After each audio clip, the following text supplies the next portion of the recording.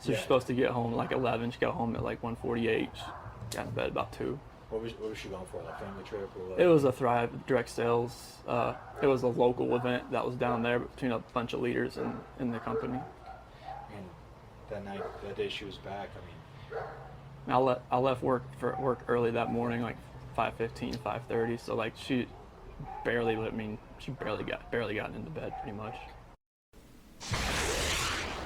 Hello and welcome to True Crime Rocket Science, the most authentic voice in true crime.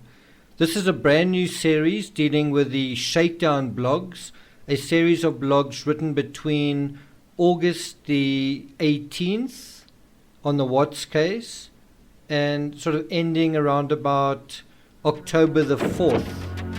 And so there were around about maybe 40 blogs almost every single day on the Watts case, sort of in real time. And what we're going to do in this series isn't simply just rehash or repeat what was said there, but look at what we knew at that time and what we didn't know. Look at where we were on the right track and where we weren't. And then also looking at how quickly we found out certain things and how quickly one can find out certain things. And the reason we're doing this is to give us an idea what sort of standard we can apply to another case, such as the Suzanne Morphew case or the Laurie Vallow case. How soon should one start speculating? How soon can one start asking questions like why and how and when and who?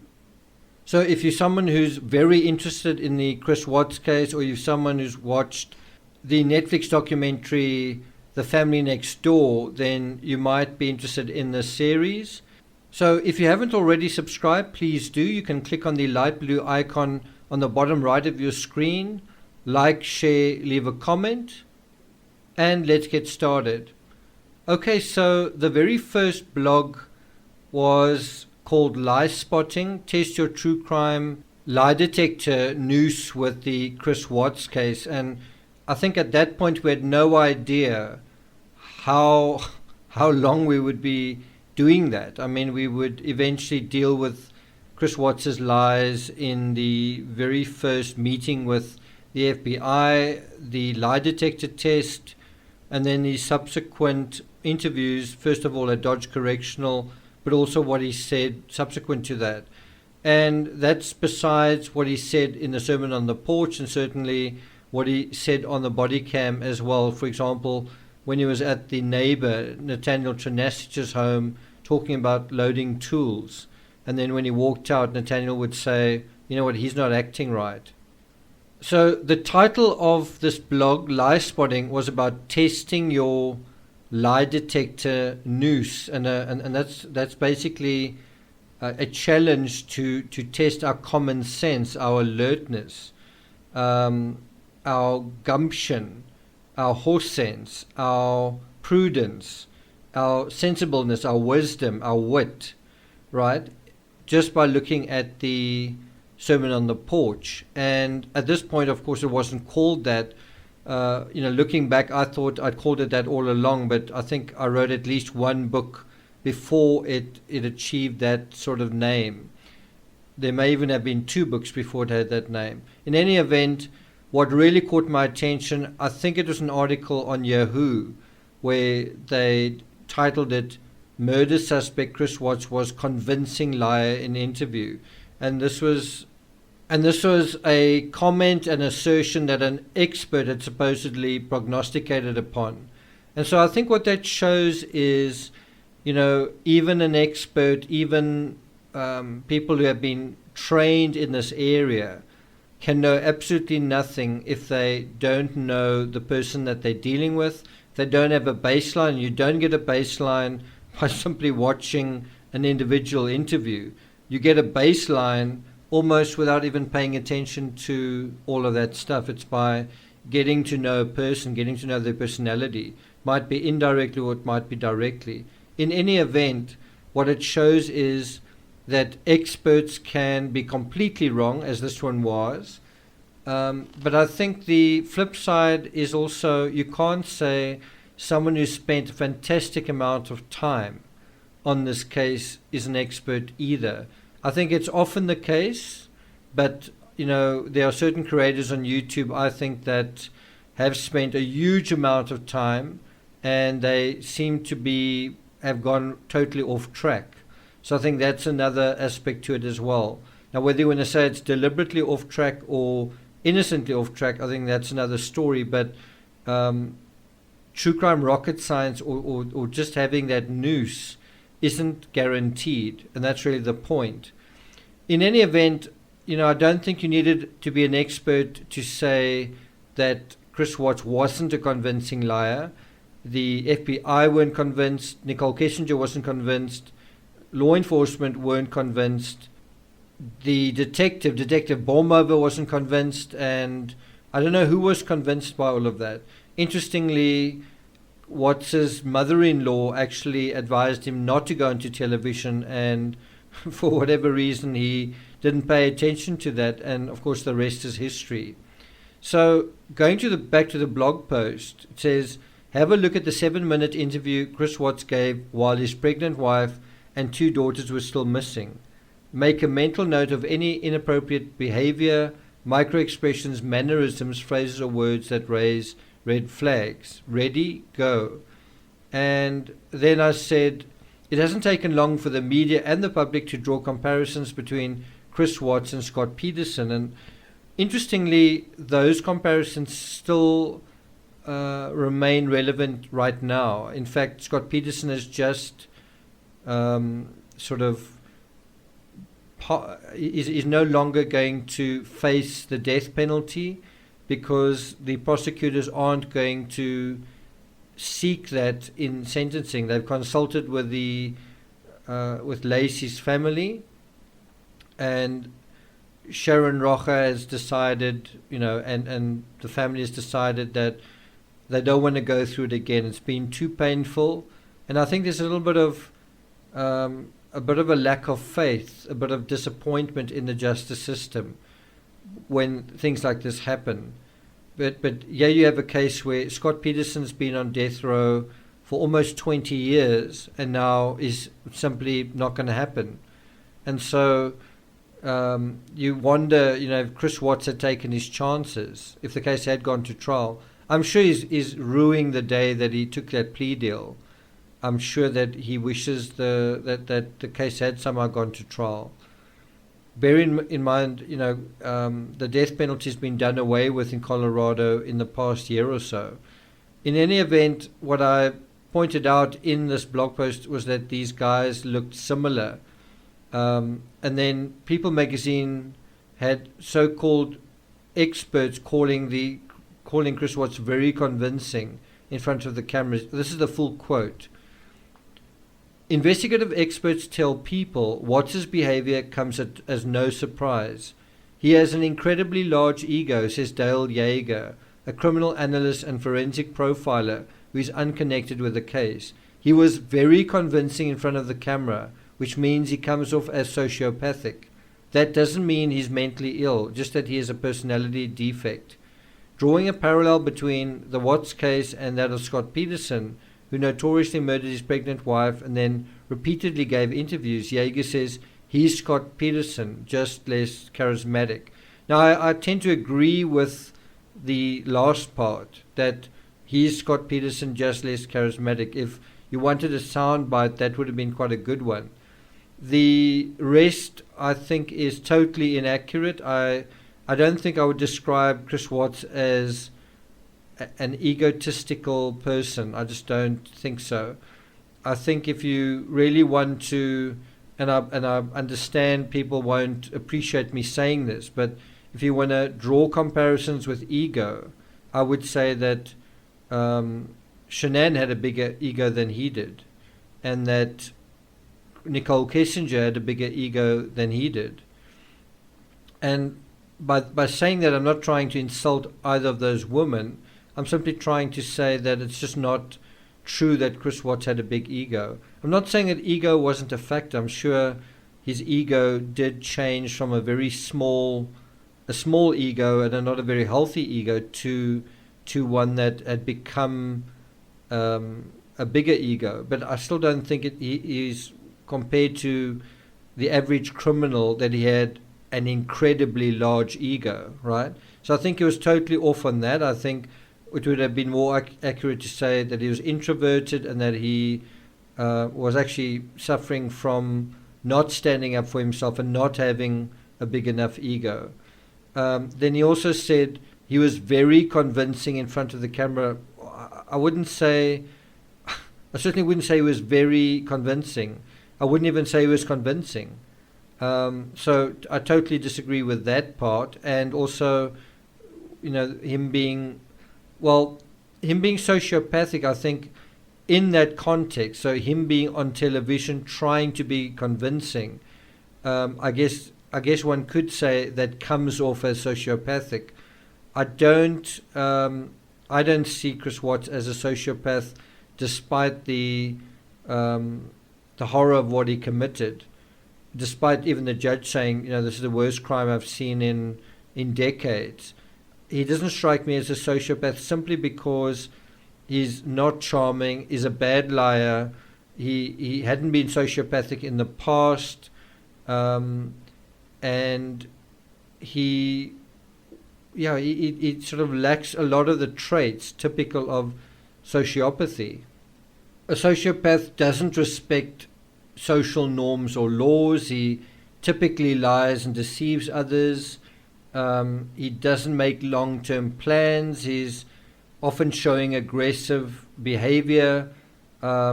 He doesn't feel guilt or remorse, right? And so in terms of Chris Watts, for most of his life, I think he was a law-abiding citizen. He wasn't a career criminal.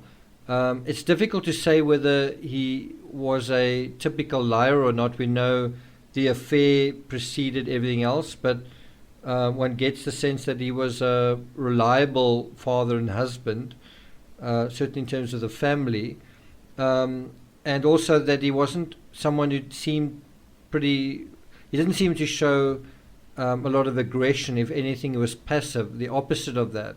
And so a lot of that doesn't fit the sociopathy profile. What does sort of fit it is his introversion, which makes him quite a reserved person. And reserved people often appear to be cold, as though they're not showing emotion. We do see him using humor and trying to use charisma to manipulate others, but he doesn't do it very well. I don't think he has a sense of superiority. I think, if anything, he has a sense of inferiority. Anyway, that's that sort of aspect. And then Australia's news.com.au provided one of their true crime specialists to give their expert take on Watson. This is what they said. To the untrained eye, Watson may have given the impression of a quietly anxious husband and father, seemingly clueless about the whereabouts of Shanann, 34, Bella, 4, and Celeste, 3. But to a renowned body language specialist, Judy James, the subtle quirks in his physical behavior told a different story to the one coming out of his mouth. Ms. James has identified 9 techniques that Mr. Watts may have used to conceal his guilt as he was filmed on the front porch of the family's home in Frederick. And then she says Mr. Watts may have gone to extraordinary lengths to appear calm and unruffled in the belief that was how innocent people behaved. So I was pretty blatant in my disparaging of both of these reports, just saying you don't need to be a forensic profiler or a body language specialist, whatever that is, to intuit deception. You just need to pay attention. You just need to be alert. You just need some familiarity with other true crime cases and their patterns. And I was just saying that doesn't hurt. And what is quite interesting is around that time I had been studying the body language and the facial expressions of a particular criminal, a triple axe murderer. And that made me particularly sort of focused on some of the micro expression aspects. So in any event, what I came up with on the 18th was what I thought were Chris Watts' tells. And I listed the first one as lack of affect, saying that the biggest clue that something was seriously wrong was the most obvious, that Watts just didn't sound or look upset. And this was something that came up in the interview with the FBI, and it was actually a turning point where Tammy Lee actually said to him, I think after the polygraph, "You have not shed one tear." I just find it hard to hear you talk about just having this emotional, conversation with Shanann, and you're bawling and crying together, and you have not shed one tear in 2 days that you've been here. Not one. And help me understand that, because I don't get it. These are your baby girls, and you have not shed one tear over them not being around. Chris, I lose my 4-year-old in the store for 10 seconds, and I start to go panic. I have not seen any of that from you at all. Help me understand that. I love those girls. I would never do anything just because I haven't shed a tear. You get yeah, what? No, that's weird. Is that weird? Don't look into that like I don't love my kids. Tell I love me, my explain wife. to me. You're crying with your wife that you're leaving her. Yeah. But you don't cry that your 2 little baby girls. I'm hoping they're still around somewhere. I'm hoping they're still somewhere. Yeah, but you alive. don't have them right now. You're not reading stories to them at night. I know. You're not giving them midnight snacks. So obviously that footage only came out a long time later. It was only sort of late November that we started finding out about that sort of thing. But obviously it was something that Tammy Lee picked up on in the interview, and Coda did as well, but it's something we also picked up on. It's something that I mentioned as the number one thing that was his tell is, why is he not showing a lot of emotion? And part of it was true. He was trying to pretend nonchalance, plausible deniability. I've got no idea what happened to them, which is why I don't know how to be emotional about it. But even so, he wasn't as emotional as he should have been, and he didn't even mention his wife being pregnant during the sermon on the porch. But it just shows that right in the beginning, on August 18th, when I wrote this, you can be spot on right in the beginning. And although I've heard a lot of defense type of people, like defense lawyers and even suspects themselves, just say, everyone responds to grief in a different way. Well, one of the biggest giveaways is when someone is guilty and they just don't know how to pretend not to be guilty. It's a very difficult thing. It's very, very difficult. Because most people don't have a lot of practice committing a crime and then pretending they didn't in front of a camera. So in the first point, I just said, lack of effect, the biggest clue that something is seriously wrong is the most obvious. Watts simply doesn't look or sound upset. On many occasions in the interview, he smiles. A genuinely grieving father and husband to a 15-week pregnant wife would be anxious, distraught, and overwhelmed. There's none of that here. And that is exactly the words that Tammy Lee used to him. I have not seen any of that from you at all. So if we start to scroll through the rest of those tells, I'm not going to go into them in detail. You can read them in the blog post. I'll put a link to that in the description. No urgency when the reporter asked about the open-ended question about what's going on, the tongue darts out of his mouth, and so on, stutters, the words that he chooses, his semantics, micro-expressions, another micro-expression where sort of a smile leaks through.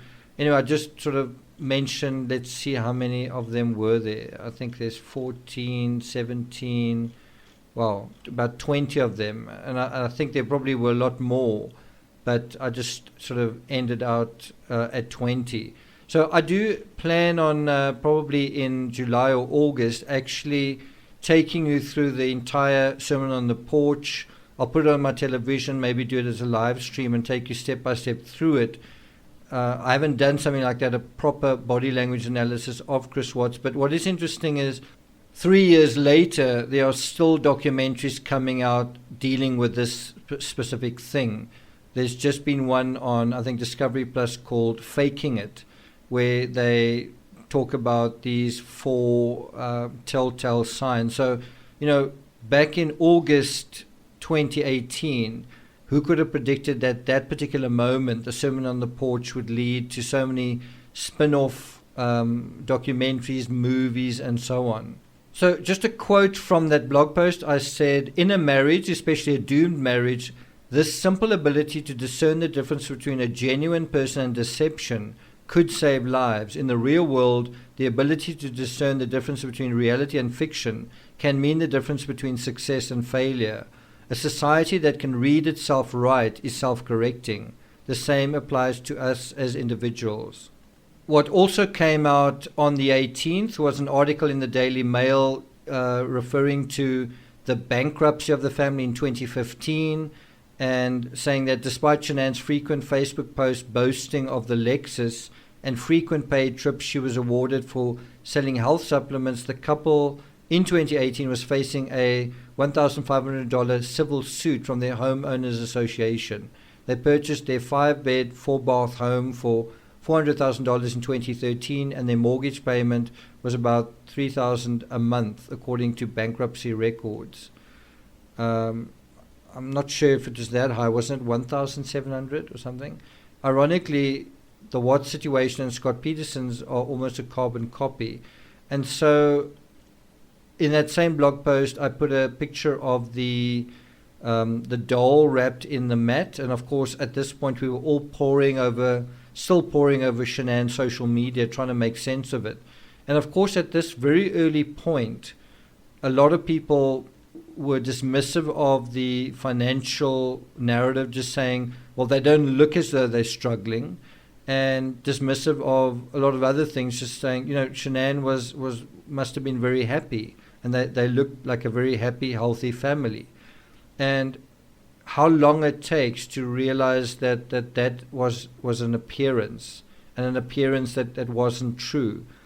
And, when a crime happens at the end of something, such as an affair or something that is supposed to lead to a divorce, it is tempting to think, well, everyone was perfectly happy and everything was fine. But just like a divorce doesn't just happen. It happens because there's been a breakdown. It happens because there's dysfunction somewhere. And there's a long story behind that, and it takes quite a long time to figure it out.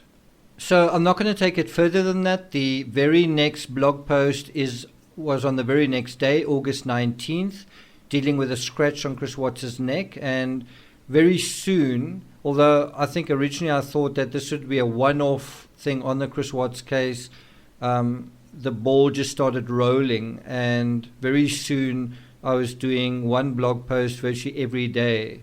And that went on ultimately for around about at least a year, and then I think very close to 2 years. And so all of us got really caught up in the Chris Watts case. Some people still are. So we'll be looking at that next blog post in the next episode in the series. And so until then, thank you for listening, and I'll see you guys next time.